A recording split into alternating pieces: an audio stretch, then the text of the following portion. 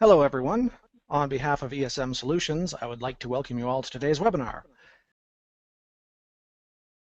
Today, I am joined by our guest speakers, Missty Kennedy, Purchasing Manager at Auburn University, and Gary Wilson, VP of Market Development at E&I. Also on the line with us is Harry Goldberg, VP of Customer Success at ESM Solutions. And Missty, with that, I'm going to go ahead and turn it over to you. Okay, great. Well, good afternoon. My name is Missty Kennedy, and I'm the Procurement Manager here at Auburn University. And first of all, I'd just like to say thanks for the opportunity to speak to the group this afternoon about strategic sourcing and contract negotiations. And I'm pleased to be with you and hope you all will find this information helpful. Before we get started, I'm going to give you just a little bit of background about Auburn, so you'll have an idea of the size of school that we are and kind of how our procurement environment is here. We are located in eastern Alabama, around 115 miles southwest of Atlanta, Georgia. We are Alabama's only land, sea, and space grant university. Our student enrollment is currently just a tad bit above $25,000. 25,000 students, sorry. I'm thinking procurement. Sorry, guys. Our students can choose from more than 140 degree options in 13 schools and colleges at the undergraduate, graduate, and professional levels. We have an operating budget for Division I of $818 million. Our purchasing environment is pretty decentralized here. When I say that, for example, we have 2,500 procurement cards issued on campus, and we run roughly about $34 million annually through that program. We have a staff of 11 here in procurement, which includes our executive director, our associate director, myself, 1 contract officer, 2 strategic sourcing analysts, 3 buyers, and 2 admin positions. So now that I've given you that little bit of a background, I'll start with how we began our strategic sourcing efforts here at Auburn. We began those efforts in 2009, basically because our administration came to us and said, we need you to help us save money. At that time, we started feeling the budget cuts from our state. Currently, we're at about $100 million in permanent budget cuts from the state. So the timing was right. The environment had changed for procurement to start being able to add some more value. So as we began down that journey, we engaged with a consultant for about a 6-month period. And during that 6-month period, we had that consultant come in, take a look at our contracts, our staffing, kind of from A to Z, the whole procurement environment, and make some recommendations. After those recommendations were made, we decided to implement strategic sourcing and continue down that road. And today we have 14 campus-wide preferred vendor contracts in place with an annual spend of just a little over $14 million going through those contracts. Ron, next slide, please. So let's talk a little bit about what is strategic sourcing. Well, Wikipedia defines it, as you see on your screen. Strategic sourcing is a systematic corporate institutional procurement process that continuously improves and reevaluates the purchasing activities of a company. Next slide. So as you start thinking about strategic sourcing and what that means to your environment, the first thing you should start to think about is, how do I transform from tactical to strategic, from a tactical environment to a strategic environment? Traditionally, the role of procurement in higher education has been very transactional in nature. We've been busy putting out fires every day, issuing purchase orders, creating change orders, and soliciting bids. The focus has been on processing the day-to-day orders in a timely manner and providing the utmost customer service. However, with the weakening economy, it has forced higher education procurement to become more strategic at a much faster rate than most anticipated. To that point, as the budget continues to get cut, it becomes increasingly important that procurement focus on becoming more strategic and less tactical. So how does one transform from their department from a tactical environment to an efficient, data-driven team? Well, first you should start thinking about the big picture. It's not what you buy so much, it's how you buy it. You should be smarter in your buying efforts. You can do that through strategic sourcing. This sets the stage for smarter buying through cooperative, technology, and better contract negotiations. Next slide. So let's talk a little bit more about that. How do we make that happen? Certainly you want to build relationships. That is a key element to strategic sourcing. And when I say relationships, I mean both internally and externally. You have to identify your key stakeholders and bring those people to the table. For example, anytime now that we get ready to solicit a new contract, we determine who the key stakeholders are internally, and we develop committees and have those individuals sitting with us at the negotiation tables and participating in the complete solicitation process from start to finish. Also, you have to look at the total cost of ownership. It's not just about price. You should evaluate all the factors that are important for that contract to be successful.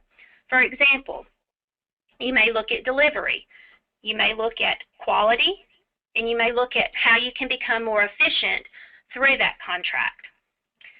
Again, look at the total cost of ownership, which takes into account all of the direct and indirect cost. Know your opportunities. Be aware of your opportunities. You can do this through spend analytics and e-procurement. Those tools can provide you with spend data that will allow you to find contract opportunities and get better control of that rogue spend. Also, know what contracts and services are offered through cooperatives. Many times a cooperative contract can provide your university with very competitive pricing. In addition, not only does it help with your pricing, but it saves you soft dollars because it allows you to deploy your resources to do more efficient processes other than just soliciting RFPs. For example, through our strategic sourcing process, we have actually created 2 positions that were just created this past February. They're strategic sourcing analysis positions, and the primary responsibility of those individuals is to identify opportunities for contracts and ways to become more efficient and implement and execute. Finally, use of technology can make you smarter procurement decisions. By using an e-procurement platform, your team will spend less time on tactical tasks and gain better insight to your procurement environment. This will result in better contract negotiations. Contract negotiations are a huge part of strategic sourcing and should not be taken lightly.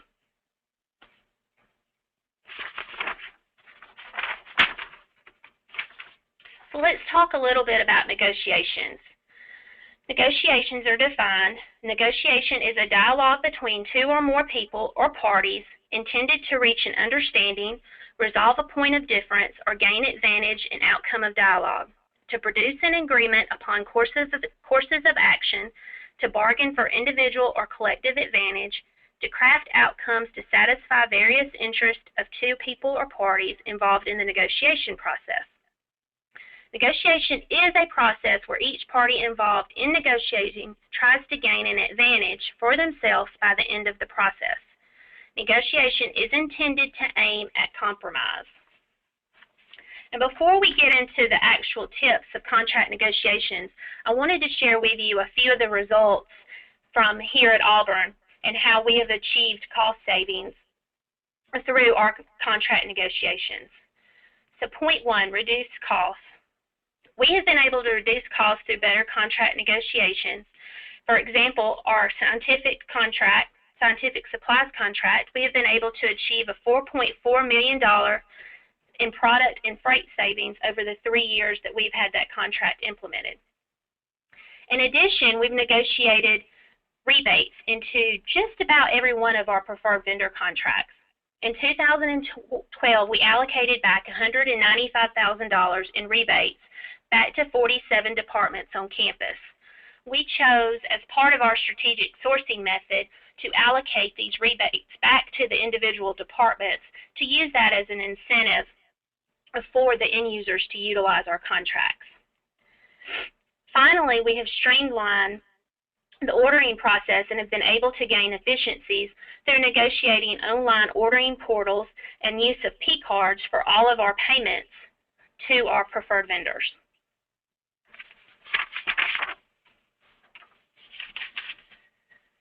Next, we're going to talk a little about contract negotiation tips. Below, you'll see just an overview of the different things that we'll talk about here. Set goals. You want to know your environment, both internally and externally. Know your negotiation style. Be prepared. Have the right team. You want to be flexible and creative to finding solutions.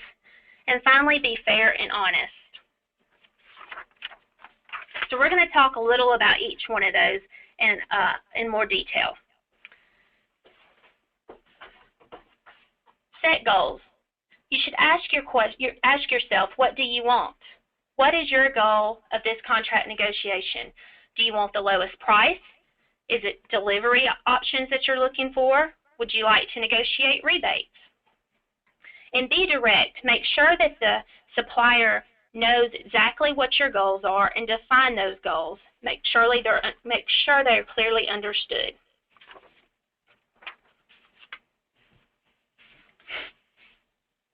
Know the environment, again, both internally and externally. Who are your key internal stakeholders and what is important to them? It could be that delivery is the most important thing to that researcher waiting to get a scientific supply in his lab. It could be price. What does your internal budget situation look like? What does the industry look like for the commodity or service you are negotiating? What is the pricing structure for the industry? Where is that industry heading?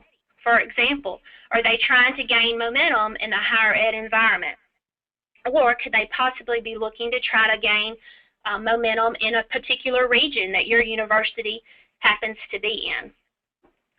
Also, you will want to know where that external stakeholder ranks in the industry. Are they top of the line, or do they have competitors right up under them? Are you buying their main or secondary product? Again, for example, maybe you're buying a private label product from that particular manufacturer instead of a name brand. If you're negotiating a private label, you may be able to negotiate better discounts. So know your environment, know your stakeholders, research the industry. Bring your stakeholders, your internal stakeholders, to the table. As I mentioned before, that is part of our strategy every time we go to the negotiation table. We bring the key stakeholders internally with us, as they are going to be the experts and know the product better than you are. Next slide. Now let's talk about a little about negotiation styles. There are 5 negotiation styles that I'll mention here. Competition, win-lose, collaboration, meaning win-win, compromise, split the difference, accommodation, lose to win, and avoidance, lose to lose. You may not use the same style for each negotiation you go into. This goes back to knowing your external environment. You will want to use the right style depending on the situation. Always remember to separate the people from the problem and don't take things personally. Keep it professional. For example, you may want to use a competition style if it is a short-term contract and you feel like you're negotiating something that has been unfair to you. Another example of collaboration, you may want to use that style when you know that there will be a long-term contract and relationship is most important.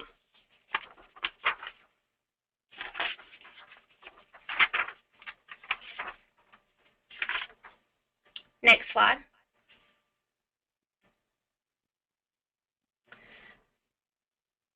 As we continue to look at negotiation tips, you want to prepare. This is key. Utilize spend analytics and vendor usage reports can help you prepare for a negotiation. Data is powerful. Traditionally, suppliers have had the upper hand in negotiations as they are armed with historical spend data for your university. Through strategic sourcing efforts, your team will be empowered with better historical data to bring to the negotiation table. Consequently, you will be able to negotiate better contracts because you have the data in your hands.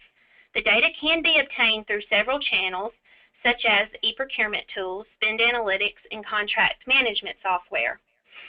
Each of those tools can provide you great reporting and insight to what your university and what your environment is actually doing. This is very important as you go to the negotiation table.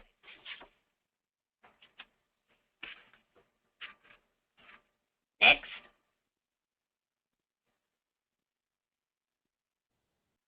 Have the right team. The right contract negotiation team consists of a leader, a facilitator, a note taker, and a commodity expert. The leader should be charged with leading the negotiation, keeping the meeting moving forward, and drive the desired outcome.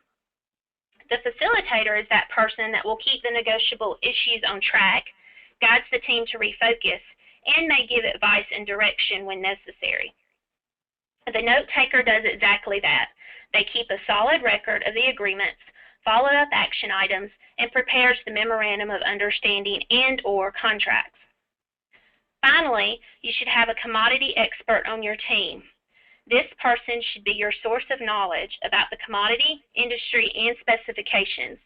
He or she should also understand the critical attributes of the commodity that you're negotiating, as well as know the environment that you're in. For example, we're getting ready to negotiate our computer hardware contract, and I've asked the executive director of OIT to come on board and help me prepare a committee that can sit at the table with us to negotiate exactly what we need, not only from a pricing standpoint and a standard standpoint, but they also know our environment and know what our end users need the most from a hardware perspective. This will help when you go to sell your contract after you've implemented it to your on-campus end users and those stakeholders. You can tell them you have actually had a stakeholder and a key person at your team, that you didn't make the decision all by yourself. Next slide. Be flexible and creative to finding solutions. Basically what I mean is think strategically. You can only drive the cost for an item down so far. So be creative to finding solutions other than price. For example, maybe it's desktop delivery that your environment wants. We've negotiated that for our office supply contract. Maybe it's a recycling program or rebates or scholarships that you can offer back to your campus. Be fair and honest. The best contracts result from fair and honest negotiations. Keep in mind that the negotiation process is often the start of building a long-term relationship with that supplier. And finally, I'd like to leave you with just this one quote that I found from Aberdeen Group. Best-in-class enterprises that source strategically using best practice strategic sourcing techniques source more than 80% of spend strategically. So, as I leave you and turn it over to Gary, what I'd like to say is strategic sourcing is very valuable when effectively implemented. This quote here represents my goal for Auburn. It will not happen overnight, but with determination, you can get there. All right. Thank you, Misty. With that, Gary, it should be over to you. Yeah, good. Thank you, Ron. Hello, everyone. My name is Gary Wilson. I'm with E&I Cooperative. Delighted to be here to speak a little bit about cooperative purchasing and how it integrates with some of the things that Misty talked about in strategic sourcing. So first, let me give you a definition of cooperative purchasing. This is by the Center for Advanced purchasing studies, and they say two or more independent organizations that join together either formally or informally or through an independent third party for the purpose of combining their individual requirements for purchase materials, services, and capital goods to leverage more value-added pricing, service, and technology from their external suppliers than can be obtained if each organization purchased goods and services alone. So that's one definition of cooperative purchasing. Ron, next slide. As most of you have faced over the last several years, and some of you may be still facing some of these issues, operating budgets have been cut and may continue to be cut. Some of you have lost headcount or have dealt with furloughs. Some of your capital projects have either been delayed or permanently delayed, and the operational expenses have been something that you're all focusing in on and looking at a lot more closely. More interest in closer scrutiny of alternative cost reduction tools, including cooperation. Next, please. A couple of years ago, the American Association of State Colleges and Universities conducted a survey. There were 114 responses, and these are presidents and chancellors from state colleges and universities. And it was interesting to see what they thought about cost containment and how critical it was on their individual campuses. So 8 of the 10 presidents said that cost containment was either very or extremely critical. 25% are not satisfied with their current action plan. Most don't have the time or resources to identify and resolve cost issues, and most do not quantify cost savings. Those that do quantify cost savings reported an average savings of $1 million per year, and most saved in controlling energy costs and utilizing group purchasing contracts. Next. So let's take a deeper dive into some of the categories. And as you can see on the left side, these are various categories for ways an institution can contain cost. It includes things like administration staff levels, faculty staffing levels, departmental mergers, student services, and so on.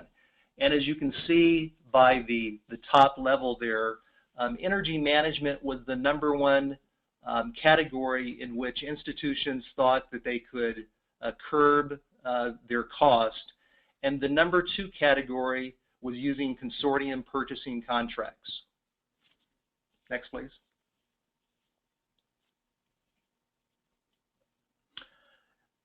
Jan Loomis says, public education K through 12 to post-grad spends more than $30 billion issuing RFPs and evaluating proposals. That's $30 billion before a single dime is spent on bringing product or service into the campus. And Madison Advisor Studies says organizations spend from $50,000 to $250,000 on any given RFP effort. Next, please. So let's take a look at the difference in cost in preparing a request for a proposal versus using a cooperative contract. And for illustration here, we have just one individual from your purchasing department involved in this process. So on the left side, you're going to see categories for all of the steps that are taken for creating an RFP, all the way through the pre-qualification, the evaluation, the awarding, and the contract implementation. So if you have one individual that spends 30% of their time working on an RFP, and you can plug in your own salaries and benefit numbers into the mix here, you can see that in many cases, it can take up to 3 weeks for supplier research and pre-qualification. Commodity requirement gathering can take up to 5 weeks. RFP bid list and document development can take up to 5 weeks. The evaluation can take up to 5 weeks. The award can also take up to 5 weeks. And then implementing this on campus can be a 3-week process, which is a grand total of 26 weeks. That's a half a year to create, evaluate, award, and implement on campus. And as many of you know, in some cases, it can take even longer than a half a year to go through this process.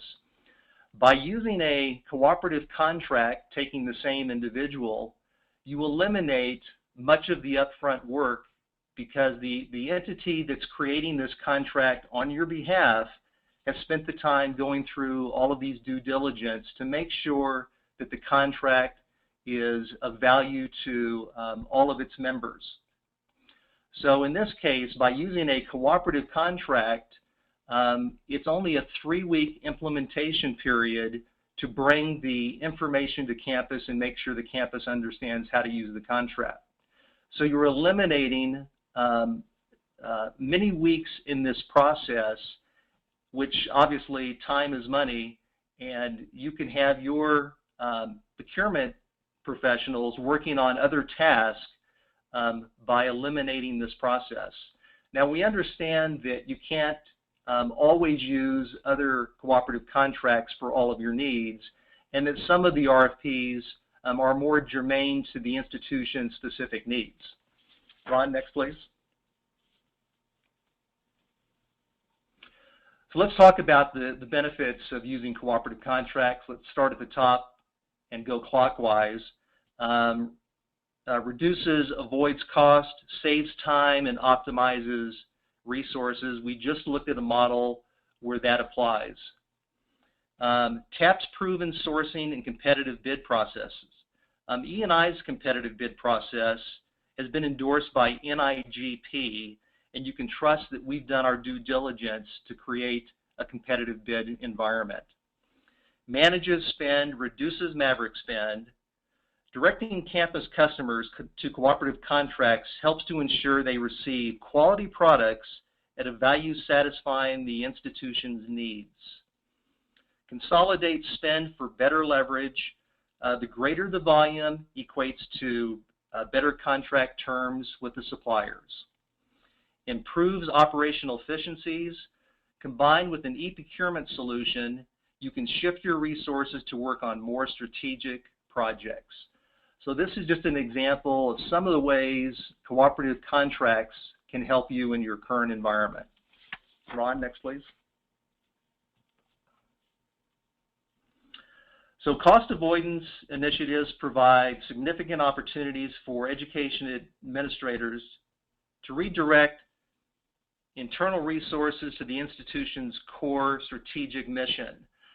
So spend the funding and the time and energy on campus upgrades. Focus your time and attention to new construction, research, and perhaps most importantly, academic improvements. Ron, next please. And lastly, this is just a sampling of some of the national, regional, and local cooperatives that you may be involved with. There are a number out there.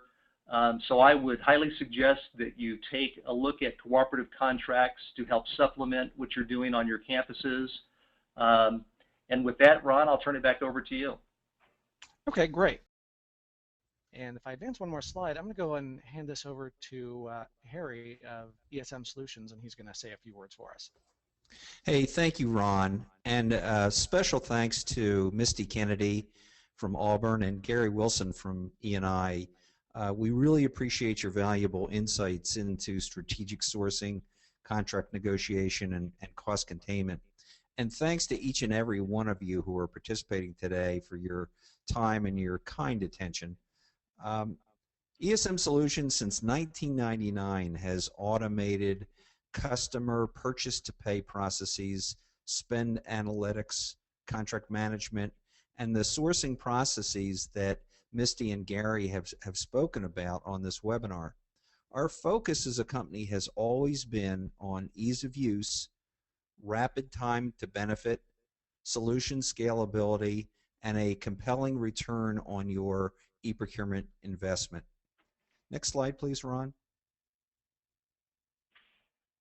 So ESM Solutions serves K-12 school districts, higher education institutions such as Auburn University, educational service agencies, buying cooperatives like E&I, and the state, county, and municipal governments, some of whom you see here. We've added 58 new clients in our last fiscal year, and ESM Solutions is now the fastest growing e-procurement provider in education in the public sector. We have more than 300 customers representing over 4,000 buying and bidding entities. So, some of our recent new customers include the University of Alabama, the City of Sioux Falls, South Dakota, Mount Holyoke College, the City of Starksville, Mississippi, and in Nebraska, the statewide Educational Service Agency. Next slide, please. So here's contact information for our subject matter experts, Missty Kennedy and Gary Wilson, and also for the ESM Solutions Head of Sales, Anthony Rotoli. I know that Anthony would be pleased to set up a demo specific to your organization. You can get to Anthony directly from this email address or from the Contact Us link found on our website. Also on our website, you can reference the ESM Solutions resource library at esmsolutions.com. And there you'll find information about our product, integration, and services offerings. You'll see customer case studies. You'll see recordings of this webinar and previous webinars.